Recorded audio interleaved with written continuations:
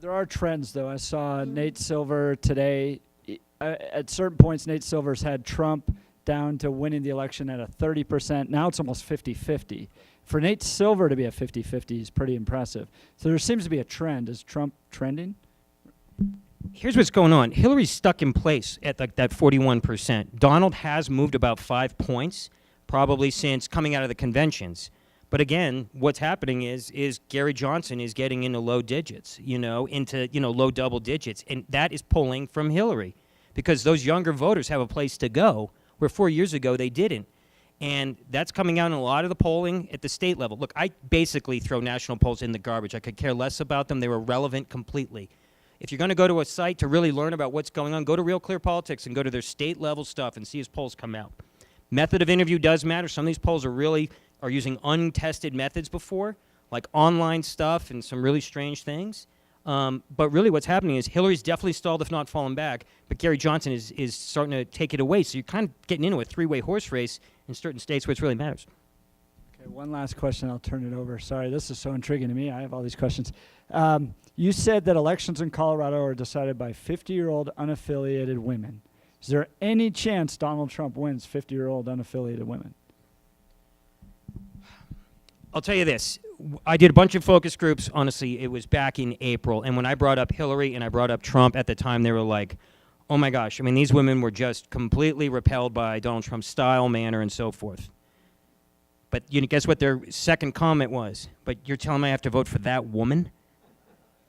She is literally in jail with as much is nowhere near as they're basically equally right now. Sure, some women like no matter what. We'll see what Hillary rolls out on things Trump may have said about women, but for the most part, they are not pleased with either candidate right now. And like I said, in all honesty, I think there is some room there. If Donald Trump next Monday night can start talking about how he's going to solve people's problems, how he's going to improve our economy, how he's going to get folks moving ahead again in education and addressing problems and actually acting and talking about to those things, he's got a real shot. If he's going to attack individuals, though, and military families and just be completely off record, he's just going to be wasting time. And in all honesty, I think he's done better in these last 2 weeks because that hasn't occurred. And obviously Hillary's had her own problems, not just the pneumonia stuff, but the mail, the email server stuff is coming out. The pay-to-play with Global Clinton Initiative news is just shocking to a ton of people. He could do it because they're going to have to choose somebody, and I don't think they're all going to go to Gary Johnson. And I expect Gary Johnson's support, even though maybe around 13 here. It's like, as we get closer to the election, they're just going to not be able to do it, and they're going to eventually go one way or the other, and that's normally what happens. So that's what I'm going to be keeping an eye on. And we are going to be doing another survey and putting out the public results, by the way, around October 13th, 14th. Great. All right, questions. I got to go with my Mr. Coors there. Can you give him a camera or a microphone? I wonder if you've done any polling on the doctor-assisted suicide and where we're at with that. I wanted to add that to our survey that we did because we just released all these results, regarding the Senate and the House. But we have not. I very well may add it though to because it's such a unique ballot initiative. I did not add it just because when we do read it, I had to give it a stop somewhere, and the survey was becoming so long. I didn't want to add that one, but I will likely look at that in about a month. And I have no historical data from my firm, which has been doing this stuff for 10 years in Colorado, on any kind of assisted suicide initiatives or voter opinion. Yes, ma'am. I have two questions. One, will that unaffiliated 18 to 24 to 36 vote, will they watch the debate? And will the fact that Gary Johnson and Jill Stein did not make it on the platform, will that affect that in any way?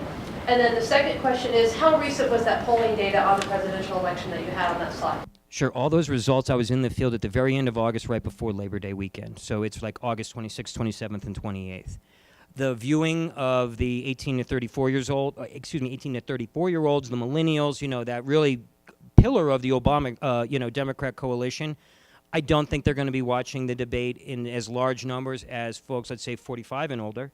But just watching that debate is one thing. They have a big job to do on the Democrat side on figuring out how to position Hillary to get these kids to go out to vote for her. And it's going to be very interesting to see what they do.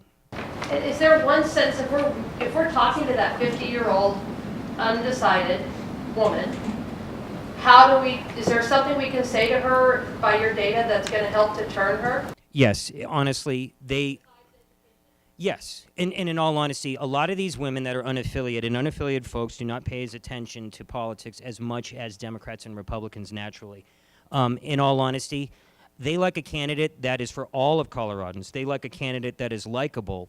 In our post-election analysis, Hickenlooper, won that group by a solid 12 points over Bob Beaupre, because even though they're using terms like Chicken Looper on the Chuck E. Cheese deal, and all of that, they knew this guy was just completely spineless.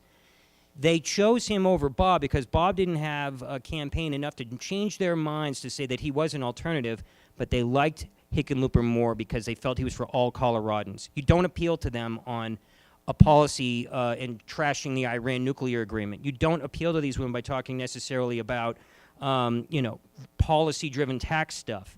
You need to be likable. You need to actually be, we do a lot of work for Senator Pat Toomey in Pennsylvania. To survive this election there, with 8 million voters in a Democrat-leaning state like Pennsylvania, what we're doing is just really making Pat a more likable and known, candidate, and not being so heavy on policy, other than like opioid abuse and things like that. Those things sort of help. Brandon. Oh, thank you very much, Jamie. My question goes to Dr. McGuire. You had talked about nullification, and my question was, since I expect that both of us care about the Constitution being restored, how can we balance states nullifying laws, and especially laws that are a bit more on our side than marijuana? How can we balance states nullifying laws with Article 6, Clause 2, the Supremacy Clause, which has the Constitution and the laws of the federal government as supreme? If we're trying to restore the Constitution, how do we balance that with nullification? Thank you.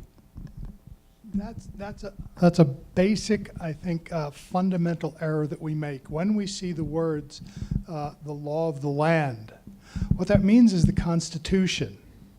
It's not the national government. It's not anything else. That's exactly what they meant. That the government shall supersede any other type of government. Local districts, anything like that. That was the point. I am just convinced, which doesn't make me correct, that that idea in Article 6 doesn't really hold water. I think it's one of those things like a bone to a dog. Oh, Article 6, the Supreme. Oh my God, that settles it. It doesn't. It really doesn't. And especially in our, forgive me, in our modern times when we just don't understand the importance of the states. For example, and this kind of comes as a shock to you, what is the beginning of the preamble of the Constitution? We the people continue? Wrong. We the people of the states, and then it originally listed all the states. I have not found any explanation, but I can give you a quick one. They were in Philadelphia from May until September, which is a burden on anybody.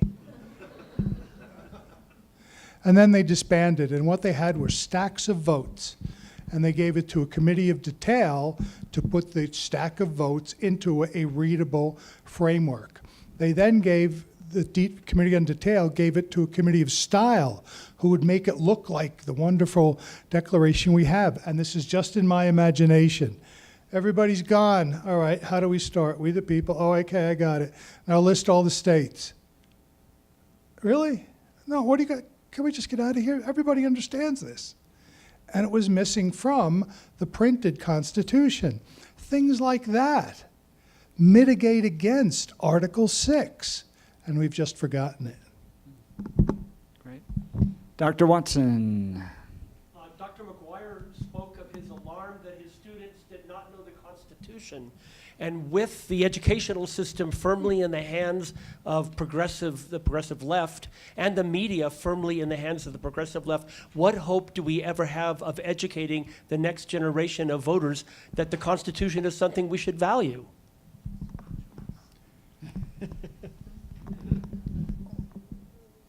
I'm glad I'll be dead in 10 years.